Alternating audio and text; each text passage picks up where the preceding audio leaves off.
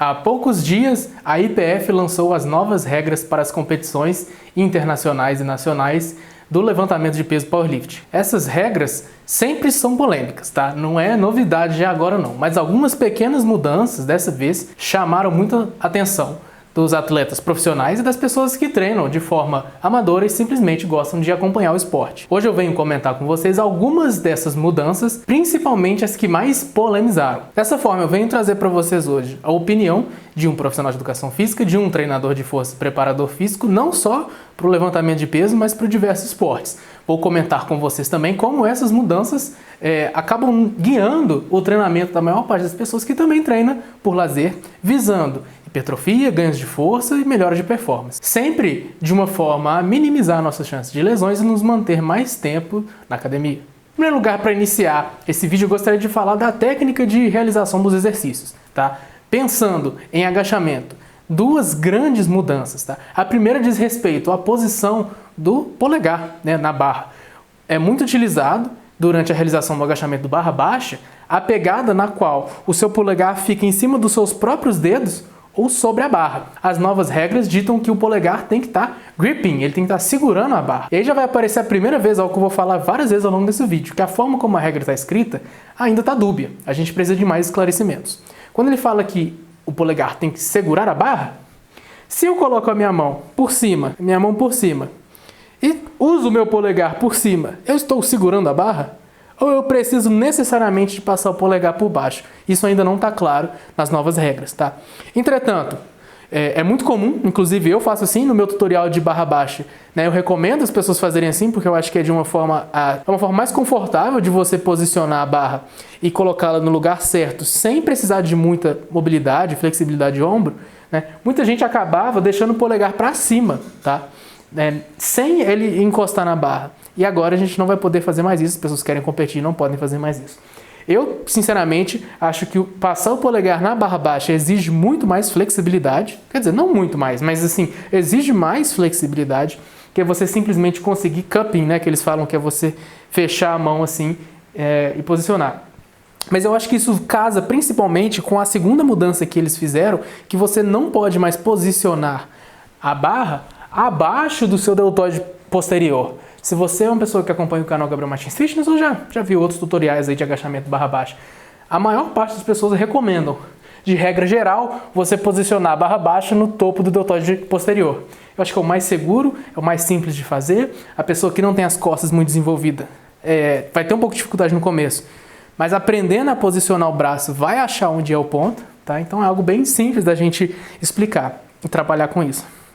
Mas o que tem começado a se popularizar, não sei se por questões de redes sociais ou se realmente estava dando certo. Acho que o primeiro caso. São pessoas posicionando a barra embaixo do deltoide posterior, no tríceps, cara. Não sei se vocês já viram nas redes sociais, eu vou tentar achar umas imagens para colocar aí, que eu espero que não tenha problema de copyright, mas muitas pessoas estão realizando esse super low bar, que é a barra que está embaixo do deltoide posterior. Então, em vez de você colocar a barra deltoide, você vai colocá-la no braço, basicamente, e deixar o braço travado lá atrás. Isso, para mim, tem o mesmo impacto e o mesmo significado cultural e social do que aqueles arcos enormes do supino, tá? A regra permitia, mas é uma deturpação do movimento, tá?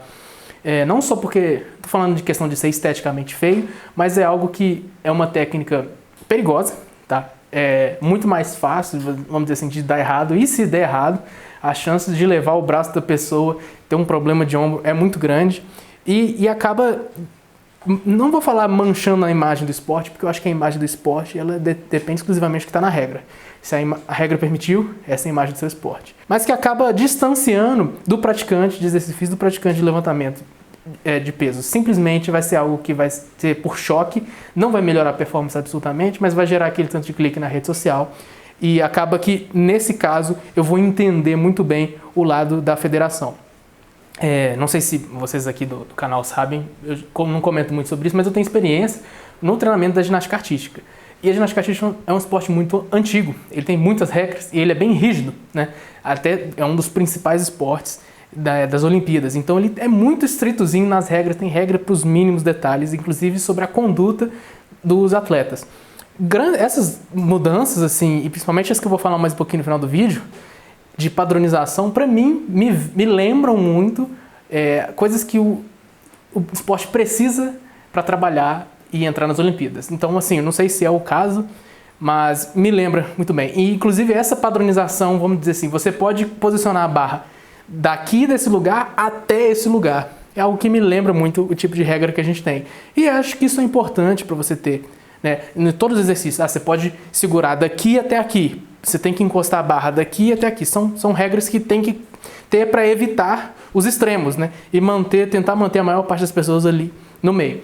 Então, mudanças de agachamento principais é a posição do polegar e onde vai a barra nas costas. Outras duas mudanças. A primeira diz respeito a como você sai da barra, vamos dizer assim. Coloquei a barra de volta no gancho, agora eu sou obrigado a sair para trás e não sair para frente, né? Era muito comum, às vezes a pessoa saía e saía correndo, cumprimentava o pessoal e tal.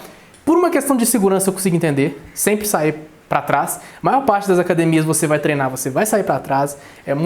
Você tem muito mais controle porque a sua mão ainda está na barra. Você não simplesmente encosta e deixa o equipamento se virar. Eu acho que faz sentido do ponto de vista de segurança. Do que diz respeito à próxima mudança, que é de não poder colocar nada na boca, né? Vamos dizer assim. Você não pode usar os acessórios, tem que ficar preso dentro da camisa. E as comemorações eu vou deixar para falar no final do vídeo. Agora vamos falar sobre os aspectos técnicos do supino. A mudança do supino, ela vem, eu acho que de maneira bem óbvia, alinhar no que diz respeito a diminuir os arcos extremos durante a realização do exercício. Popularizou-se nos últimos anos, até aparecerem as regras novas, os arcos da coluna lombar, né? Que você não está só colocando o seu peito para cima, você está arqueando o máximo possível, utilizando a flexibilidade da coluna lombar, de maneira a encostar a barra no começo da barriga, vamos dizer assim, no começo do abdômen, né? Porque quando você faz o arco de coluna torácica, você está encostando no peitoral, tal. E essa é uma técnica que permite com que atletas, muitas vezes menores, mas principalmente mais leves, no caso das categorias masculinas mais leves e das mulheres que têm flexibilidade maior de coluna e de quadril, terem um arco maior, diminuírem a amplitude de movimento. Já passou-se uma regra recentemente, né, alguns anos atrás, em que o cotovelo ele tem que ir abaixo do ponto de movimentação do ombro, né? Então você não pode fazer aquela repetição que era, vamos dizer, aqui assim, né? Então, eles já tentaram diminuir, mas o que aconteceu? As pessoas descobriram, vamos dizer assim, esse macete que é de você colocar o peitoral numa posição, afundar a barra no corpo e antes de subir você volta e faz o arco de novo e aí você termina a repetição. Para quem às vezes não tem o costume de acompanhar muito os atletas de elite ou que, como eu, não tem flexibilidade para testar, isso me lembra muito quando você vê alguém fazendo supino na academia e a pessoa vai falhar e ela tira a bunda do banco, né? Ela tá lá, tá difícil, ela tira a bunda do banco e na hora ela termina a repetição, né? Porque você muda o ângulo do seu peitoral, você melhora a sua alavanca. Óbvio, você não pode fazer isso numa competição. Mas se você assistir os vídeos das pessoas realizando essa técnica do bounce, né, de afundar a barra no corpo e enrijecer a coluna e o quadril antes de tirar, você vê que é muito parecido. Muito parecido. Desce, chega no ponto em que a regra permite e antes de tirar a barra, você aumenta o seu arco e depois você tira a barra.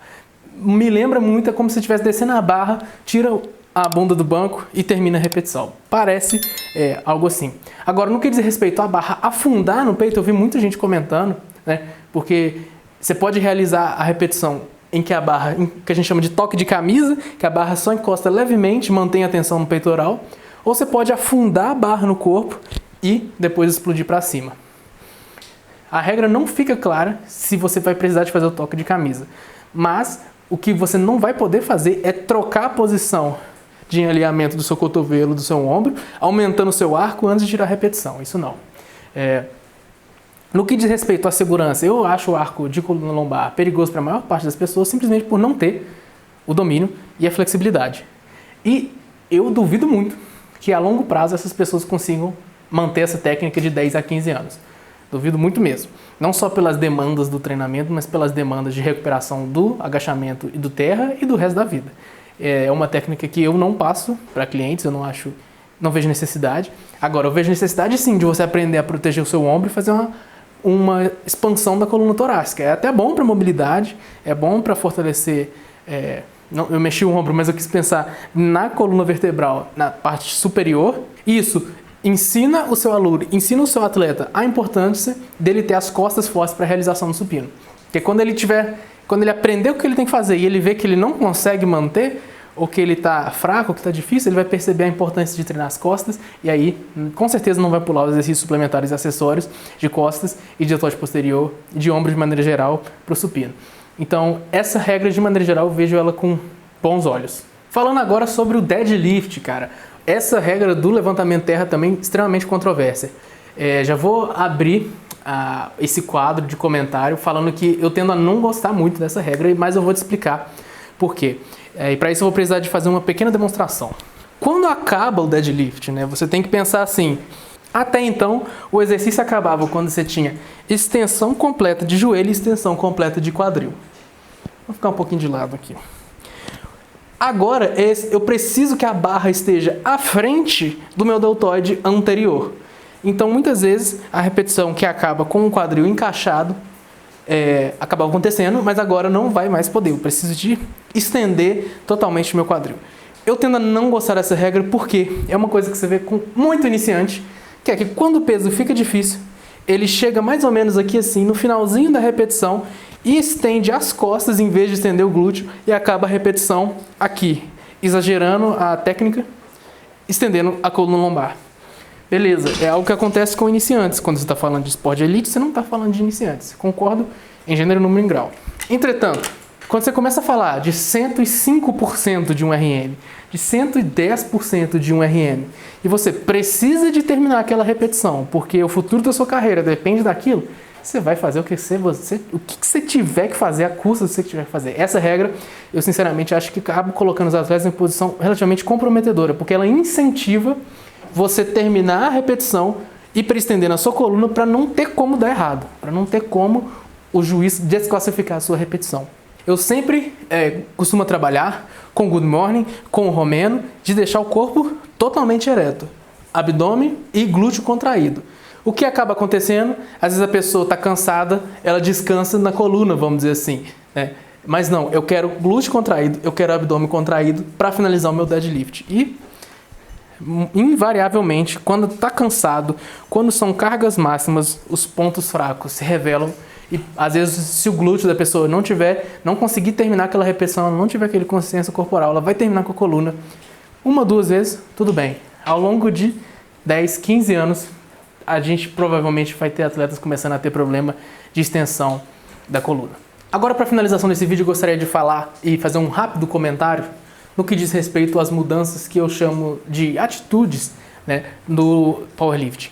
A gente tem, eu vou estar classificando, o jeito que a pessoa sai da barra no agachamento, o uso de acessórios, né, colares e tal, correntinhas, a comemoração da execução do exercício e a forma de aproximação da barra no deadlift, que teve uma mudança, pouca gente que eu vi comentando, mas que acaba entrando aqui também. E para isso eu vou relembrar uma menção de Louis Simmons, que eu acho muito interessante, né? Mas ele estava falando especificamente do levantamento de peso nos Estados Unidos, né? Numa entrevista ele fala assim, quais são os grandes nomes dos grandes atletas do levantamento de peso olímpico dos Estados Unidos. E na época, até hoje é difícil de lembrar vários nomes. Vamos supor assim, se você tiver que lembrar os melhores jogadores de futebol, você vai ter vários na cabeça. Do levantamento, não tem. E para a gente popularizar um esporte, para a gente conseguir mais atletas, né? Hoje em dia tem rede social e isso ajuda bastante. Você precisa de nomes, cara. Você precisa de personalidades, você precisa de cultura. E aí que está o ponto-chave. Eu vejo que muitas dessas mudanças na IPF, e não só agora, de muitos anos, elas vêm de forma a tentar, vamos dizer assim, limpar o esporte e colocar o esporte dentro de uma caixinha, assim, padronizada, esterilizada, tá? Quase como o LPO. Eu vi várias pessoas que treinam powerlifting equipado, que aí é outro esporte, tá? Mas que comentaram assim, a IPF está tentando transformar o powerlifting no LPO. E eu consigo ver isso acontecendo, tá? Mas por quê? Imagino eu que isso são mudanças pensando em levar o esporte em caminho às Olimpíadas. Não sendo isso, cara, você acaba podando o pouco que o esporte tem, né, dessas personalidades, desse fator show, atenção, né, que era algo que estava dando muito certo para a popularização do esporte. Eu sei que talvez isso seja extremamente controverso, principalmente vindo de uma pessoa que não trabalha exclusivamente com levantamento de peso olímpico, nem eu faço, tá? Mas de uma pessoa que trabalha com vários esportes. Se você vai em uma competição de ginástica artística, durante a execução dos movimentos, você vai ver que está todo mundo em silêncio, calado. Na apresentação de solo tem música, fora isso, todo mundo calado assistindo, tá? Na hora que o atleta acabou, bate palma, sentou. Você vai numa competição, até então, de powerlift, pô, é loucura, é gritaria, o pessoal animando e tal, aí toca música, o atleta escolhe a música que vai tocar quando ele tá fazendo o levantamento, entendeu? É uma cultura diferente. E você podar essa cultura para encaixar nenhuma caixinha pode não ser a melhor opção para a longevidade do esporte. Afinal de contas, você precisa de atleta, né? E para você ter atleta, você tem que ter gente interessando, acompanhando, achando legal, achando divertido. Eu não sei se vocês já assistiram uma competição de powerlift de casa, pôr na TV e ficar assistindo, cara, é muito chato. É muito arrastado, porque assim, demora, são vários atletas, são 3 tentativas e tal. Então, assim, o que seria o legal de você dar personalidade e tentar manter essa cultura, né, do esporte viva, eu vejo que acaba sendo podado, principalmente no que diz respeito a essa regra das comemorações. Assim. Pô, o quão é legal você ver o cara acabou de fazer um levantamento até o cara pega e dá um mortal pra trás, assim. Você fala, caraca, mano, isso é muito doido, quero seguir esse cara, quero conhecer esse cara, pô, quero ser igual ele, um cara que levanta a carga máxima, mas que consegue ter uma performance explosiva, alguma coisa assim. Isso hoje em dia, principalmente, eu sempre falo mal de redes sociais aqui no Gabriel Martins Fitness, mas nesse caso elas ajudam bastante a estar pescando esses novos peixinhos que vão acabar gostando do esporte e querendo interagir, popularizando no mundo todo. Convido vocês a assistirem os DVDs da Westside Barbell que estão aqui no YouTube, tá? Tem vários vídeos documentários e em parte dele, quase todos, mas em um segmento específico, geralmente no final, eles colocam vídeos dos recordes que eles quebraram na década de 70, na década de 80, alguns até foram produzidos mais tarde, tem anos 90 também. Alguns, os que são mais recentes com equipamentos e os que são mais velhos nem existia camisa de supino, esse tipo de coisa. E dá uma olhada na vibe, no ambiente que era, nos caras, os caras tudo gigante, forte, se animando e tal, realizando os exercícios, vamos dizer assim, na força bruta e não só na excelência técnica, vamos dizer assim. É outra vibe, outro ambiente. É só um convite para você dar uma olhada e aí depois você vê uma competição moderna e você me fala aqui nos comentários ou me manda lá no Instagram qual que você acha que você teria vontade de estar lá assistindo e participando. Enfim, esse é o vídeo que eu queria trazer hoje, um vídeo um pouco mais longo, um vídeo provavelmente um pouco polêmico. A minha opinião, ela é nada mais, nada menos do que a minha opinião. Deixa aí nos comentários o que vocês acham dessas mudanças, que vocês gostaram, que vocês não gostaram. Mas eu queria bater um papo mesmo sobre a cultura do esporte de levantamento de peso, porque isso me interessa mais do que qualquer outro aspecto técnico, porque eu não sou coach mesmo. Então é isso, pessoal. Se você assistiu até aqui, muito obrigado.